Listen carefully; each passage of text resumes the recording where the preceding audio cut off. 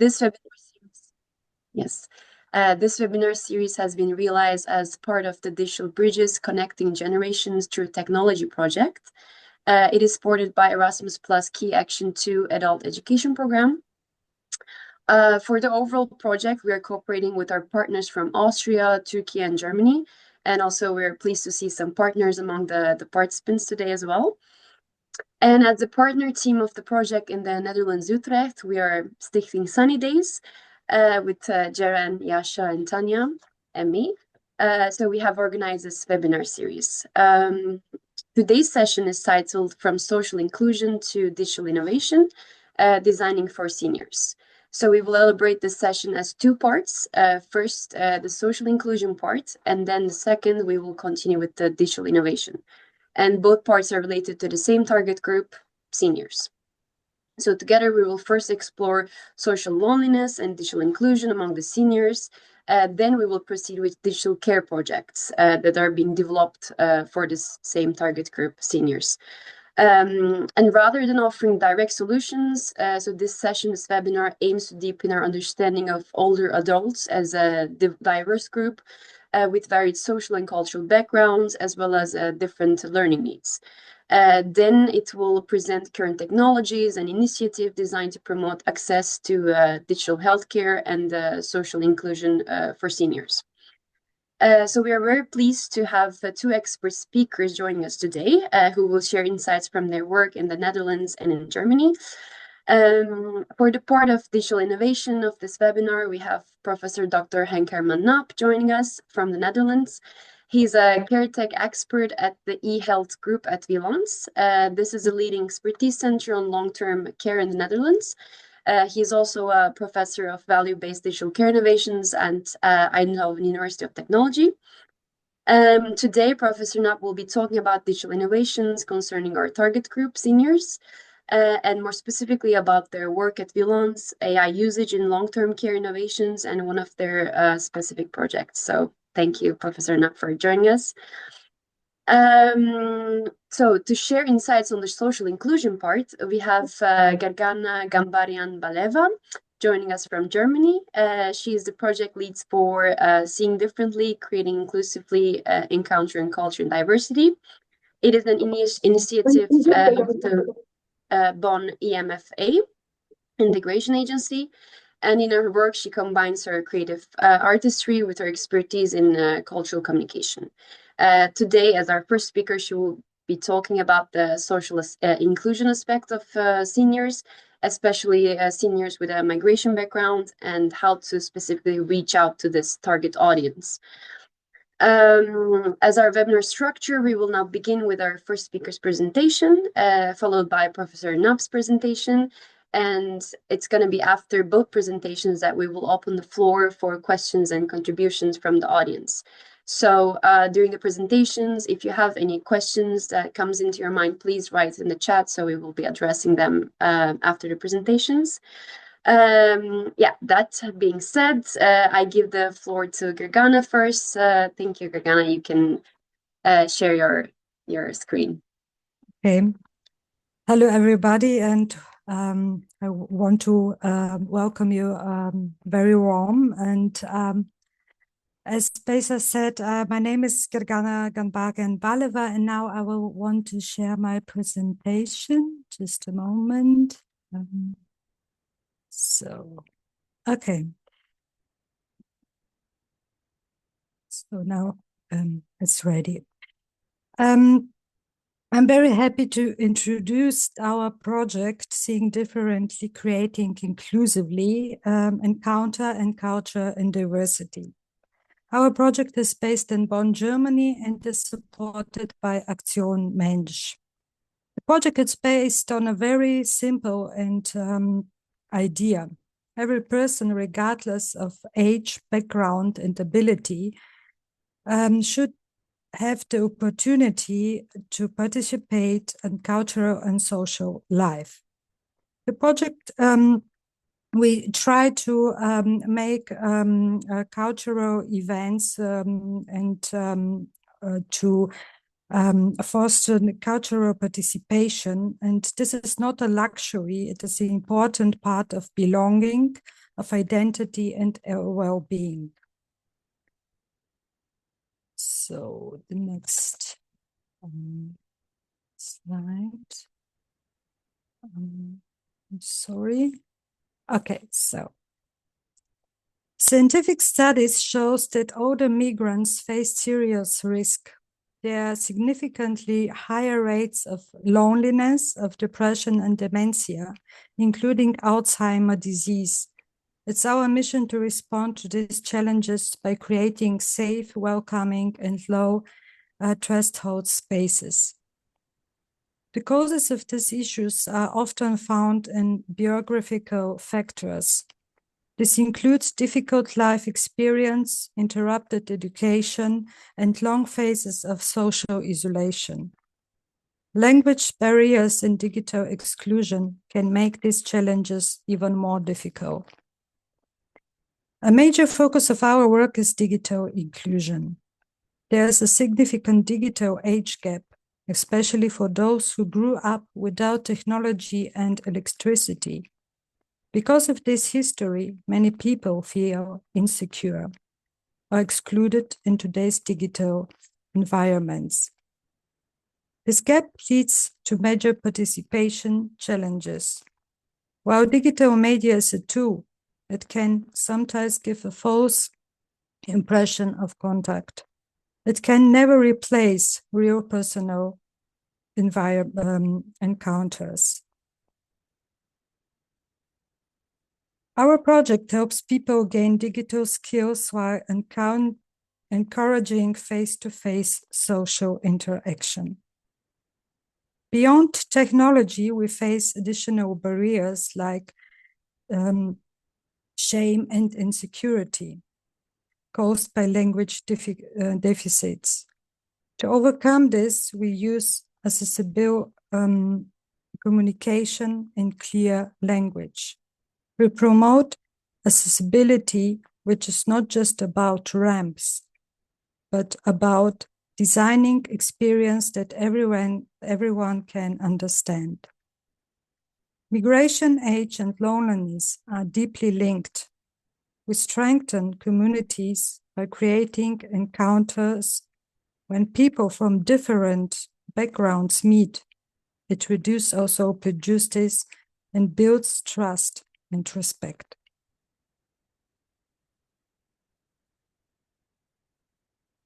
Reaching our target groups requires creativity and sensitivity.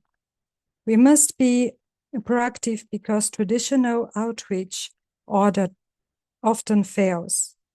We reach people through relatives, assistants, and caregivers.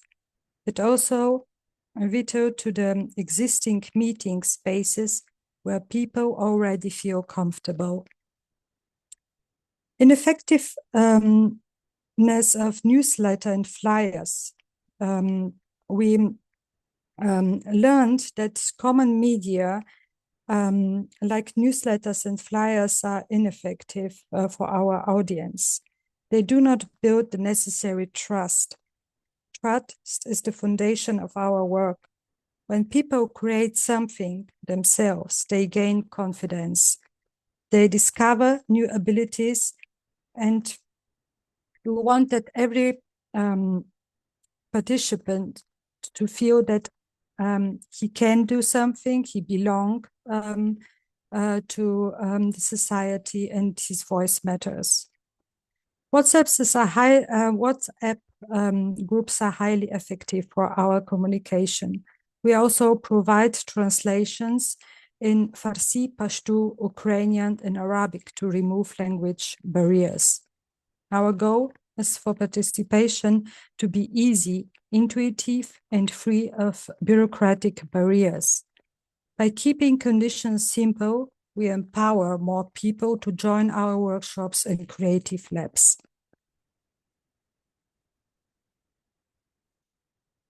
Our vision is simple. We want a society where everyone can participate, a society that is open, creative, and inclusive. We work to build sustainable structures we aim to foster an inspiring and innovative future for cultural and social spaces. Everyone is invited to participate and contribute. We also use multisensory artistic methods, such as tactile experience and audiovisual descriptions. This allows people to experience art with all their senses. We believe that every person has a talent and potential. Our task is to create spaces where everyone can unleash their potential and express their feelings and experience. Two ideas inspire our work. First of them is Joseph Beuys. He once said, every human being is an artist. And the second one is, where there's a will, there's a way. This reminds us that creativity and determination open new possibilities. To conclude, this project is more than a project. It is commitment to dignity, participation, and belonging. If you would like to learn more, please feel free to contact us. And thank you very much for your attention. Thank you. Thank you, Gergana. Thank you for this beautiful presentation. Yes, indeed. You said very, very interesting things regarding social inclusion. And for creating projects for seniors regarding digital education, it is very essential to not homogenize this group of seniors, but treat them regarding their cultural differences and backgrounds. And as you said, in order to tackle this digital age gap and challenges, it's very important to also address the language barriers, identity and belonging crisis. And within this process, building trust is essential, of course, for their involvement. So thank you so much. Thank you too. So then we can continue to our digital innovation part to see how we could tackle this digital age gap with target group oriented innovations. So I would like to leave the floor to you, Professor Knapp. Yes. Yeah, so I hope this is, do you see now my? Yes, but not in the presentation mode. Okay, I need to look into that. See. Do that here, I think.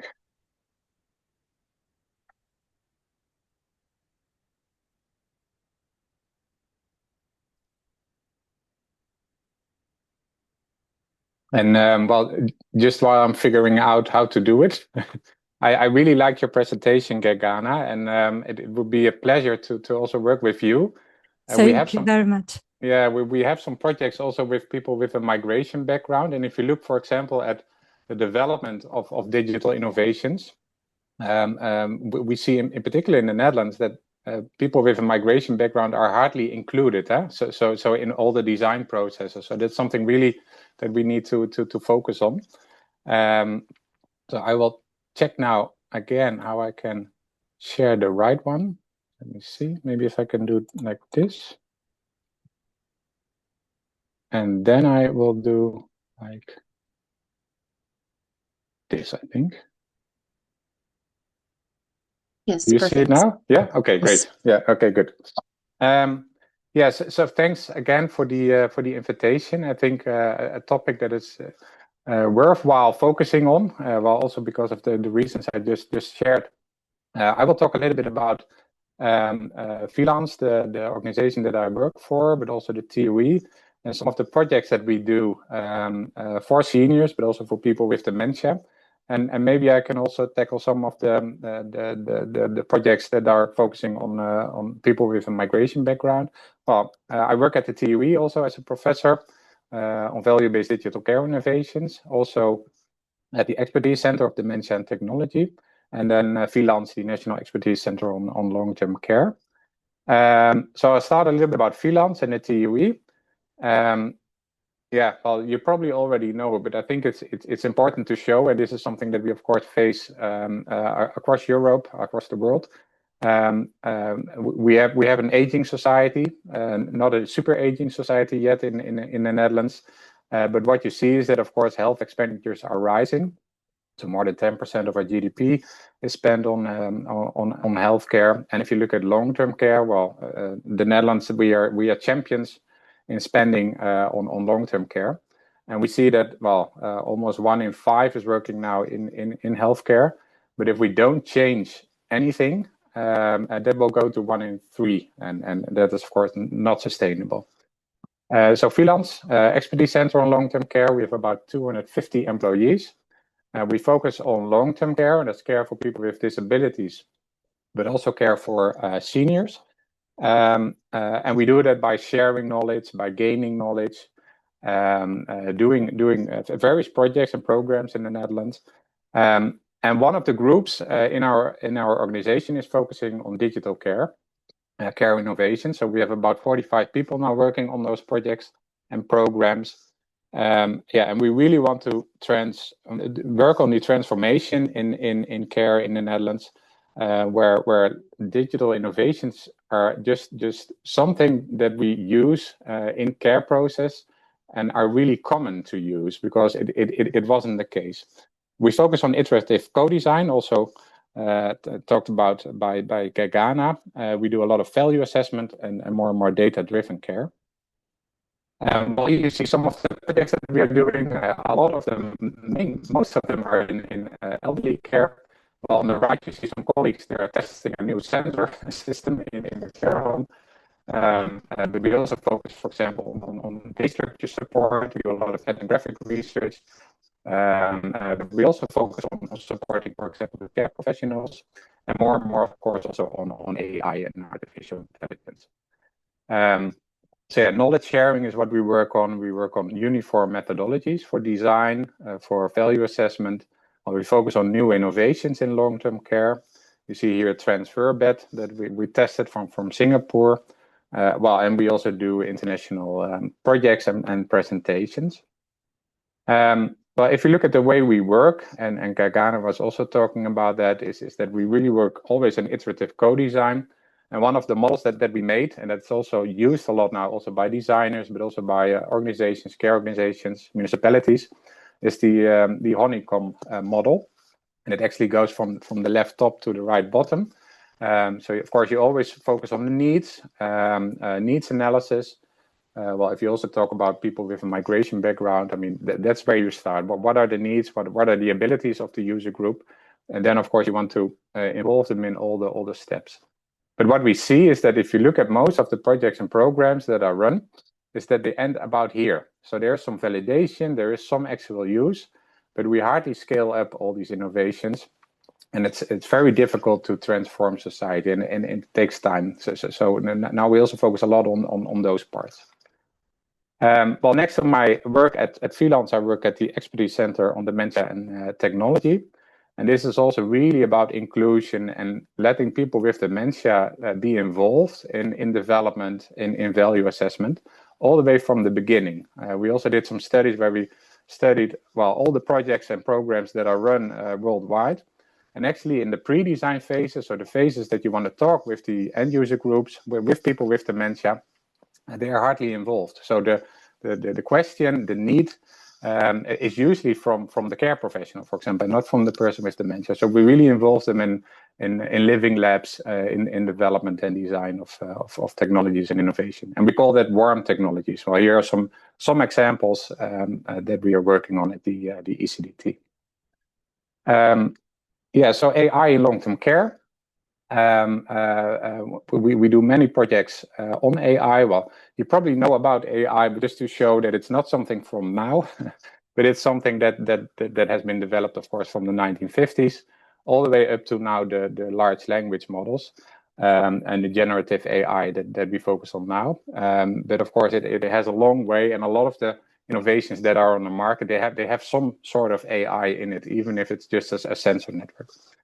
Well, here you see some of the innovations that are on the Dutch market. That goes from live pattern monitoring to medication support. In the left bottom, you see the warm technologies that we focus on at the Expertise Center of Dementia and Technology.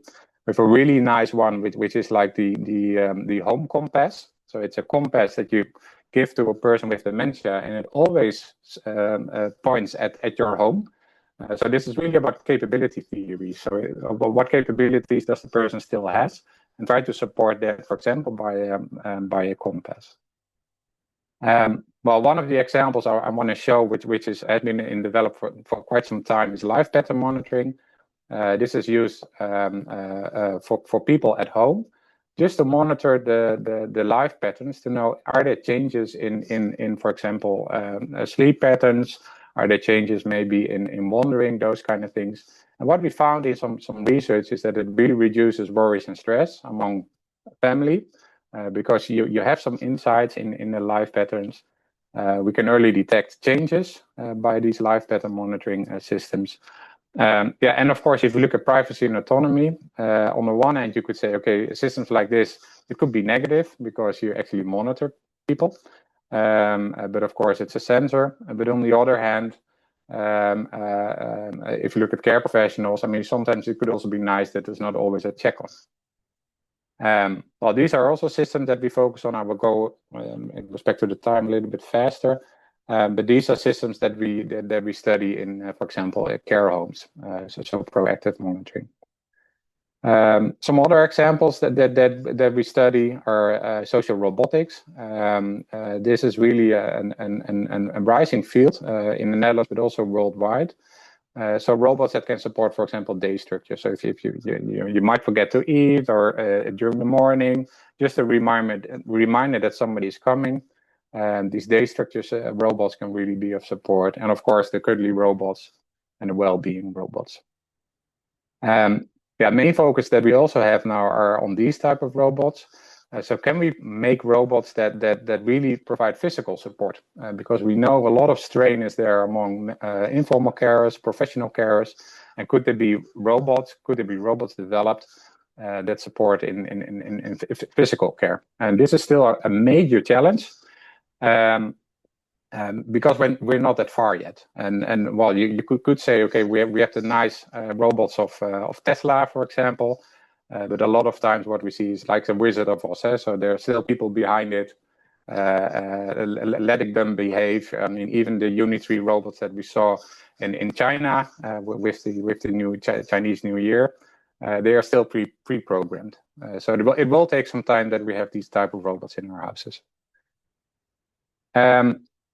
Yes, so we do a lot on the developments, on the value assessment, but the main focus is now also on, let's say, responsible innovation, because we always want to check, okay, what are, let's say, the social and ethical implications of these type of technologies, and what we think is important, that should always be a balancing act. So on the one hand, we see all these opportunities of all these technologies. It could be more efficient, early identification of care needs, risk factors, tools for shared decision making. But on the other hand, there are also always risks. I mean, it leads in the wrong direction. Now in the Netherlands, there's a lot of focus also on loss of professional skills. If you use a lot of AI, and you probably might also use it in your work, you can lose professional skills, privacy intrusion, etc. And we don't say, okay, we need to focus only on the risks or on the opportunities, but it should always be a discussion. So we should be aware about risk and opportunities. And we should also be aware that sometimes there could also be a risk in not using it. So that's a balancing act. And we have a nice publication about that, which you can see here on the slide. Yeah, finally, one of the projects that we just finished, which is HAL, Healthy Aging Ecosystem for People Living with Dementia. And what we did is all those devices that we have, all the AI, let's see if we can create a bundle that can be used by the intended user groups. Why a bundle? Because we see these are all point solutions, and point solutions are in the end pointless, because you get a lot of apps and you get a lot of data, etc. So we were working on combinations. So there was a project that we did before that, which was called eWare, and where we combined the life pattern monitoring with a social robot, and it made the social robot a lot more intelligent because it was context aware. It knew about the person in the home. So what we did in this international project, we also did it with Italy and with Taiwanese partners, is that we focus on different technologies to support people at home, seniors at home, from GPS tracking to physical exercise, to day structure support, and also to monitor fall events. Well, this is, I think, nice to show if you look at the co-design.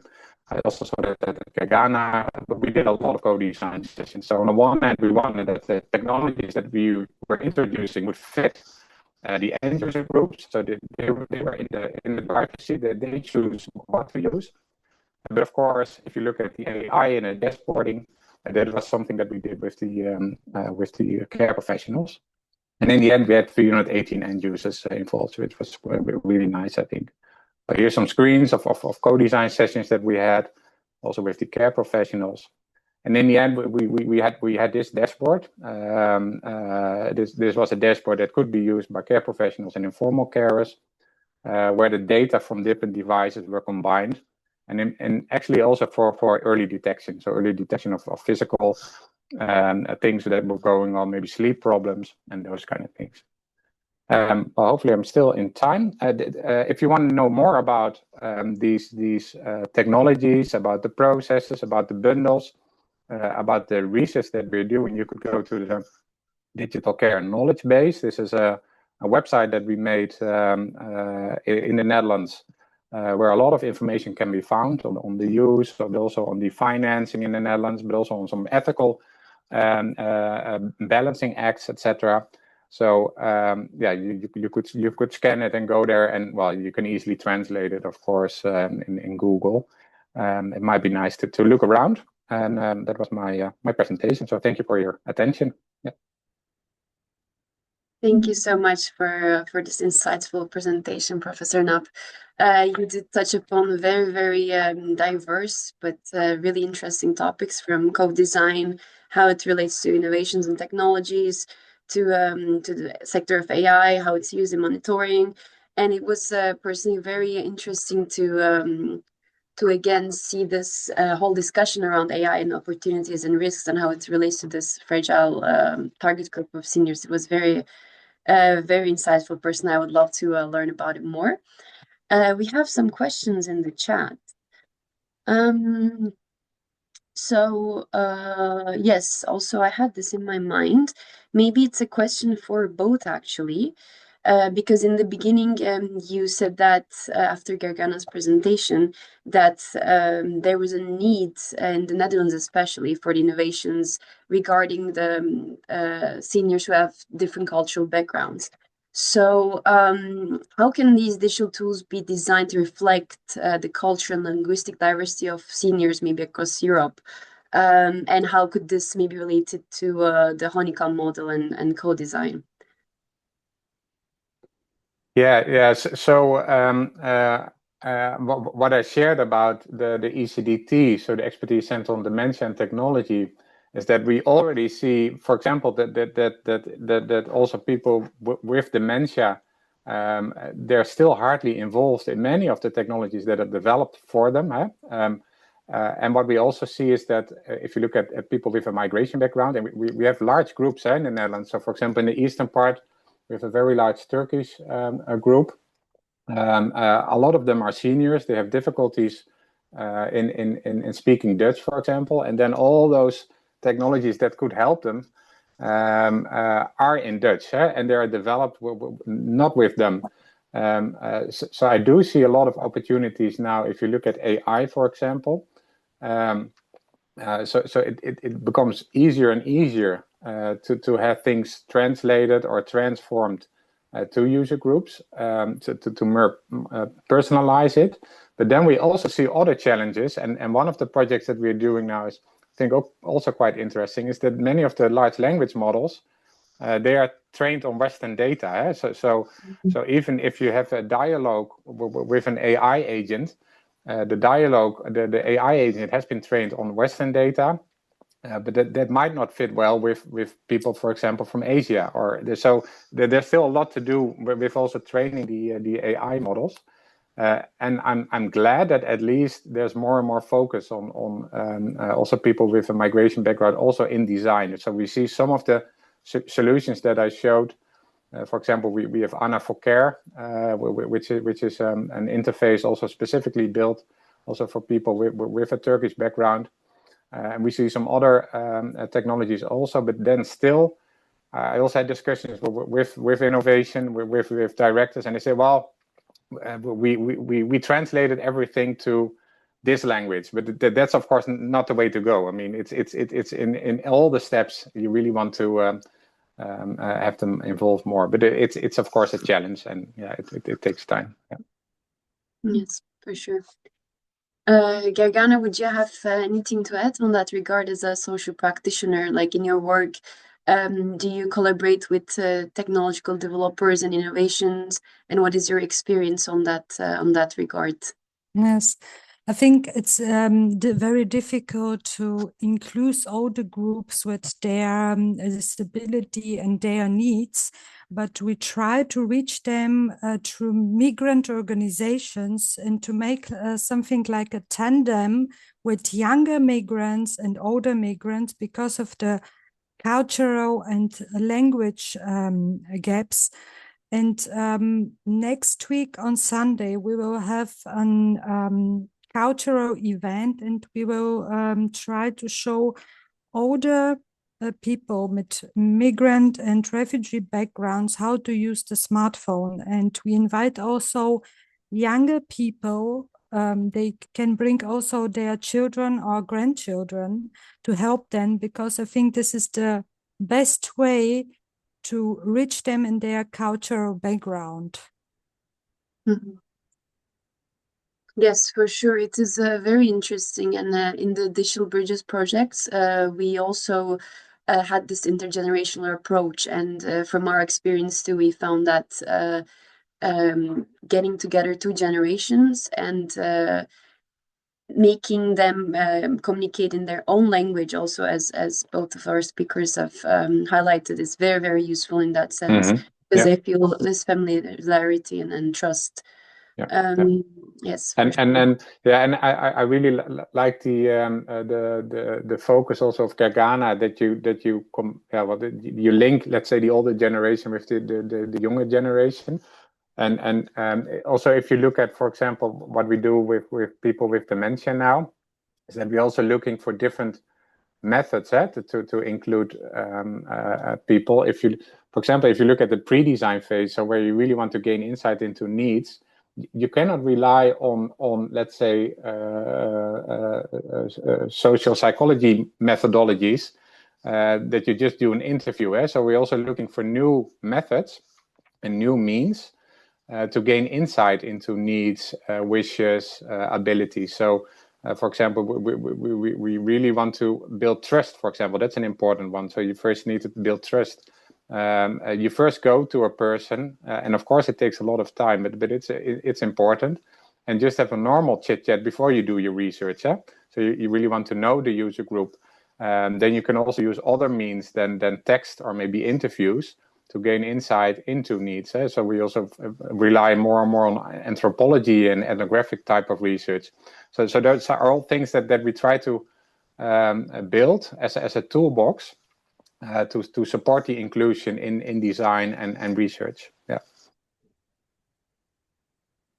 Yes, for sure. I believe that the trust and involving the target group seniors within the needs assessment process is very, very essential for both social practitioners and tech developers, for sure. And as you said, it also relates to social inclusion a lot, for them to feel included. We have another question in the chat. How do you evaluate whether digital tools are actually improving social inclusion in that sense, rather than just increasing digital engagement? How would you address that, Professor Knapp? Yeah, it's a really good question, of course, and I think this is also related to the responsible innovation part. So in many of the projects that we do, it could be the case that we measure, for example, increased autonomy. But on the other hand, we also measure that, for example, family doesn't visit mom and dad that often anymore because they can watch at a distance. So those are things that you always should take into account, and that's also something that we try to measure if you look at all the costs and the benefits. And we also try to focus on, and this is always, of course, also in discussion. If, for example, if you look at care professionals, I mean, if you can monitor at a distance, it gives you time to do other things, huh? So maybe you can have a different conversation, or maybe you can chit chat about the weather a little bit more, because you don't have to do those monitoring things. And that's what we also found with families, for example, for seniors and people with dementia, that because they can monitor at a distance, they have a different conversation with the people they love. They can talk about history, or maybe the weather, or about the news or whatever, instead of asking questions about how did you sleep, or did you eat, or so yeah, and that's a balancing act. So of course you should always try to balance that and focus on the pros and the cons. Yeah. Yes, for sure. Then it maybe adds even a more human aspect, and that enforces the social inclusion just without staying plainly enforcing digital involvement. Yeah. We do have another question. How easy are these applications for seniors, which are often not too so slim with digital tools? Yes, it is a very interesting question, in fact, for both of the speakers, also for Gergana, I imagine, because also from our experience in digital bridges, we saw that not every senior was the same regarding the skills. So how do you manage that in your target groups? Also, Gergana, if you would like to add something regarding the digital skills, different digital skills that seniors have. I think that I couldn't understand the question really good. Can you repeat the question, please? Yes, of course. Like, how easy are the application of the projects that you have for seniors, which are not often that slim with digital tools, that are not that capable with digital education? And also, you mentioned that they have additional barriers, as like language barriers and sometimes well-being. So how do you manage that different senior groups with different skill sets? I think we had this situation at the beginning. We are working with Afghanico migration organizations, and I think this is one of the most difficult things when you have people with different skills in the group. So we try to separate them in different levels, and this is a very, very good questions, and I think that we need to earn more experience in this topic. Yes. But I think it's better to focus on a group with the same skills, and it's difficult to have a very, very diverse group of older people with different backgrounds. Yes, I think we have a question from Yasha. A question for you, Gergana. Thank you so much for your presentation. We saw in the picture that there was like interaction with audiovisual medium, especially for the Alzheimer's, like people with Alzheimer's. And I was curious, like, what these interactions look like. Could you share an example, or like how, what is the response? How do you implement it? I was just curious. Okay, for audiovisual labs, we made some one offer for older people and people also with refugee background. We make, for example, a stop motion video with them to show them how their phone works, how much tools they have, but in a very, very simple way. And we try to find a topic which is, I think, very important for people which live abroad. And we try to answer this question, where's my home? And we put a very old and different pictures from their home and their family relatives, and then put it together in a short film. In September, we will offer a very easy workshop for how to create an audio. An dieser Stelle fehlt mir das Wort. Vielleicht kann mir Besa helfen. Yeah, Tanya, I think would be Yes, helpful here. I'm welches sorry. Wort? Es geht um Audiobeiträge, kurze Audiobeiträge mit dem Smartphone zu kreieren. So eine Art wie Podcast, for example. Like audio recording Yes, podcast? yes, something like this. We realized that, for example, people with disabilities which are blind, they have a very, very rich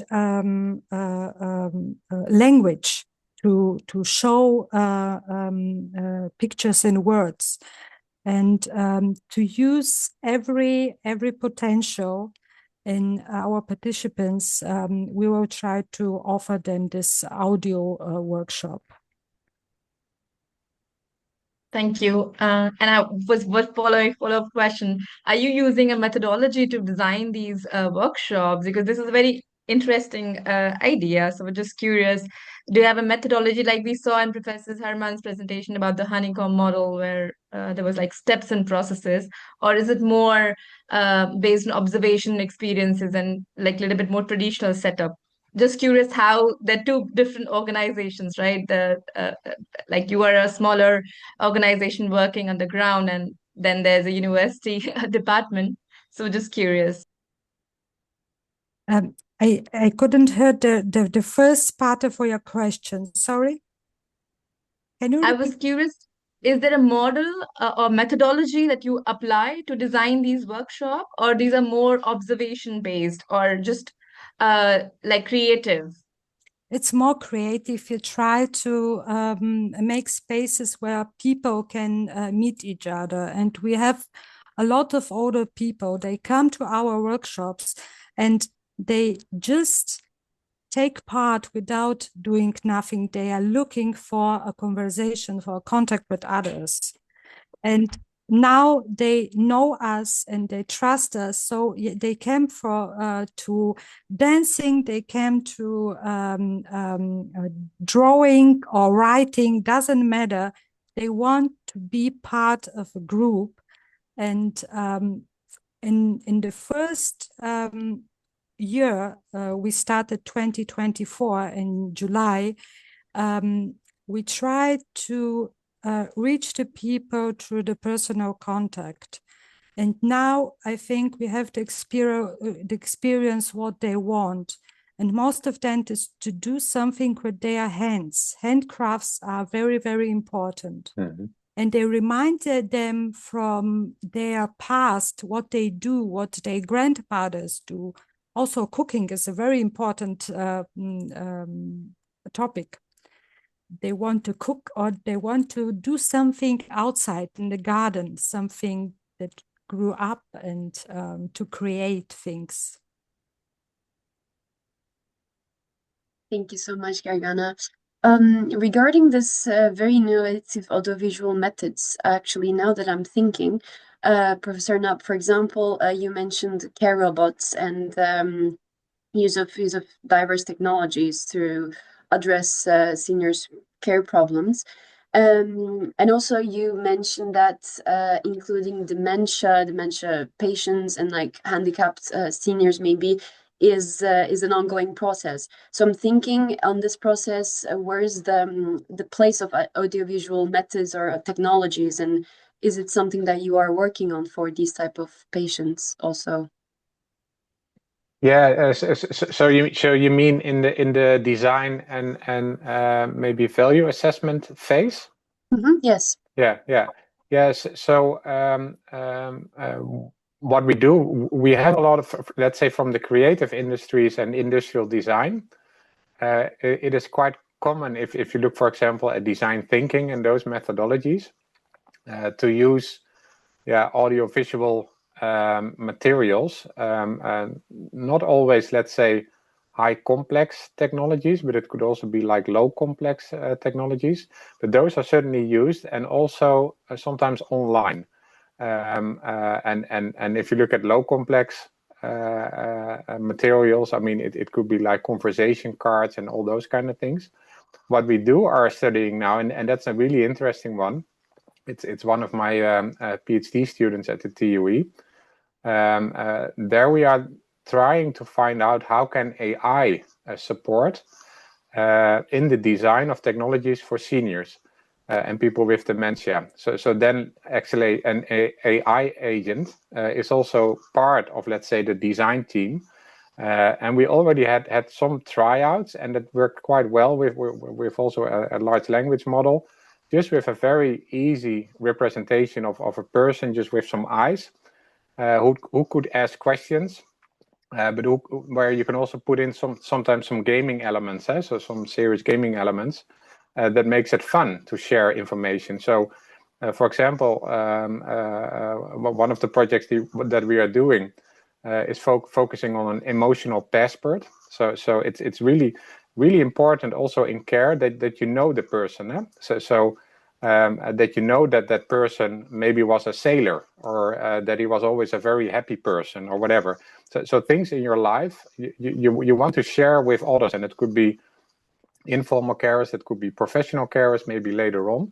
But how do you know about the life story? And so now we're also using technologies and AI agents to gain more insight into the, let's say, the emotional passport that you would like to transfer during your life. So yes, we are using also technologies in that design process. Yeah. Yes, great to hear. Even like the last part that you added made me think of, this is a way of designing not for seniors only, but with seniors, also considering their backgrounds and lives, which is also what Gergana said. Certainly, yeah. I'm now looking at the chat. There are some reactions also. For example, Lucia is saying that also they have a similar project, that they work with volunteers with a migration background, but that they notice digital, like lack of digital knowledge. So that's, she's saying that an intergenerational approach might be also beneficial. I think that is it. I do not know if there's any questions. You can also just raise your hand or write in the chat. I have one addition, and it's really an old example, but I still really like it. Once there was a game made which is called Age Invaders. So it's similar to the old game about space invaders. I'm not sure if you still remember it with airplanes.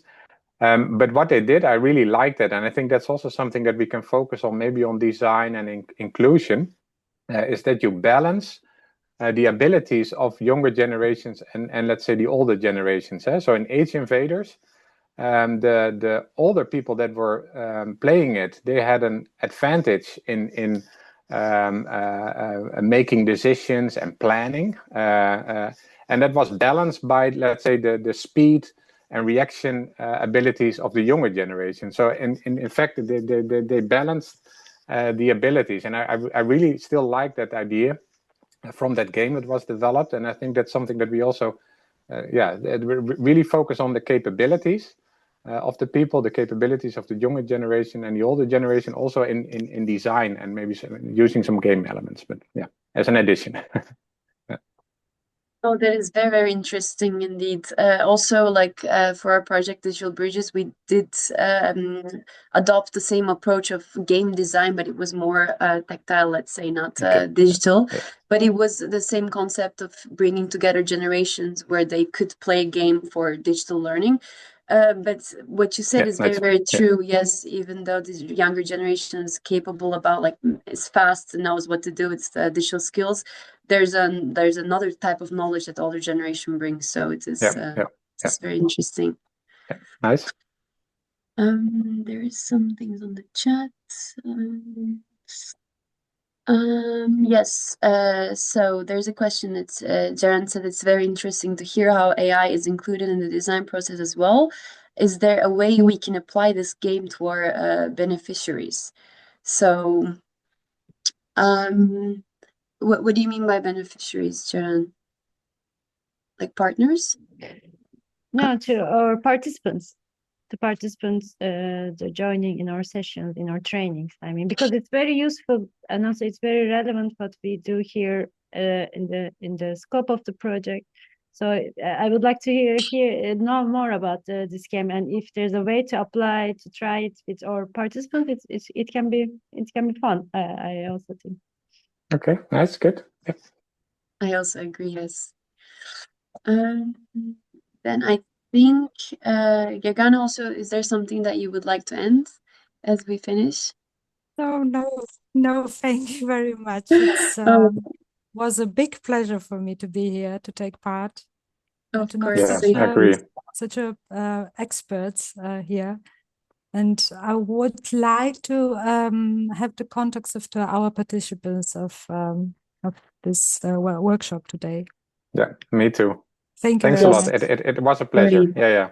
Me too. Same for Thank us. you. We will then share with some contacts if everyone would agree. Yes, then today overall, like we focused on social loneliness and digital exclusion among seniors with diverging backgrounds and how to reach out to them, like with projects of innovation of care, especially in Germany and the Netherlands. Then again, I would like to thank you both.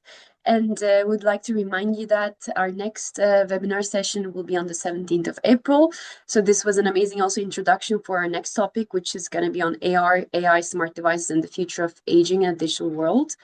You can also find this recording on YouTube. Once again, thank you so much, Gergana. Thank you so much, Professor Knapp, for joining, and hope to see you in our next webinar. Okay. Thanks a lot. It was a pleasure. Thank you. Bye-bye. Have a nice day. weekend. Bye-bye, Bye-bye. everybody. Bye.